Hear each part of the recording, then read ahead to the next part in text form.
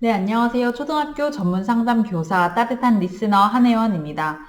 오늘은요, 아이들의 자존감을 높이는 방법에 대해서 이야기를 좀 나눠보려고 해요. 사실 자존감이라는 게 꽤 유행한 지 좀 오래됐어요. 그리고 우리가 아이들의 자존감이 좀 낮은 것 같아요. 라는 고민들로도 상담실에도 실제로 많은 문의가 오기도 합니다.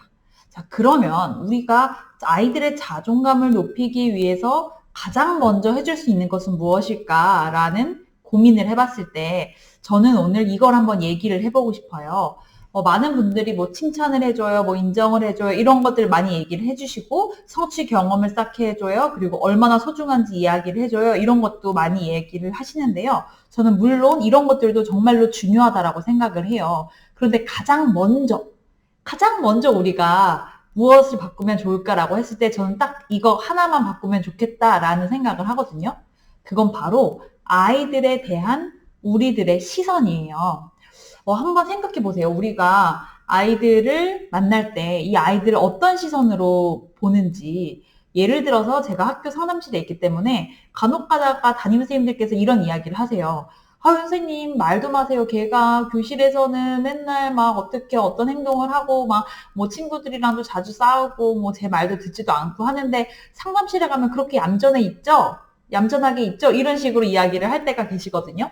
그러니까 사실 정말 그럴 때가 있어요. 아이들이 뭐 교실에서는 친구들이랑도 잘 싸우고 뭐 잘 뭔가 자기가 어떤 것들을 해야 되는 데 있어서 잘하는 것들을 싫어하기도 하고 뭐 미루기도 하고 이런 행동을 보일 때가 있는데 상담실에 오면 되게 막 어 자기 되게 그렇지 않고 되게 막 열심히 행동하고 친구들이랑도 싸우지 않고 이럴 땐 이렇게 해야 돼요. 되게 모범적으로 이야기를 하는 경우들이 있어요.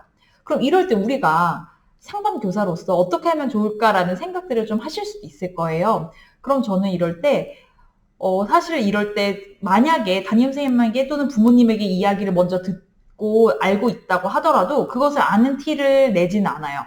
아, 그렇구나. 야, 너 그거 정말로 힘든데. 친구랑 그럴 때는 욱해서 싸울 수도 있는데 되게 너 열심히 친구들이랑도 잘 지내려고 노력하는구나. 이런 식으로 이 아이를 좀 새롭게 바라봐 주려고 하거든요. 왜냐하면 우리가 이 아이 입장을 봤을 때요.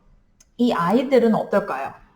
이 아이들도 사실은 되게 잘하고 싶은데 좋은 모습 잘 보이고 싶은데 그게 잘 되지 않아서 좀 속상하고 답답하고 이럴 때가 있거든요. 그러면 우리들의 역할은 어쩌면 아이들을 너 그런 아이라며 너 그런 행동을 했다며 라고 생각하면서 그 편견에 씌워져서 그 시선으로 아이를 바라보는 게 아니라 아이를 새로운 눈으로 좀 바라봐 주는 거예요. 너 그렇구나. 야, 그거 쉽지 않은데 너 대단하다. 이렇게 알아봐 주는 게 이 아이의 입장에서는 물론 약간 찔릴 수도 있어요. 나 사실 그렇게 하지는 않는데라고 찔릴 수도 있지만 그래도 누군가가 내가 잘하고 싶은 마음을 알아봐 주는 거잖아요. 노력하고 있는 걸 알아봐 주는 거잖아요. 그걸 알아봐 주기만 한다면 조금이라도 아이들이 좀 힘이 생기지 않을까요?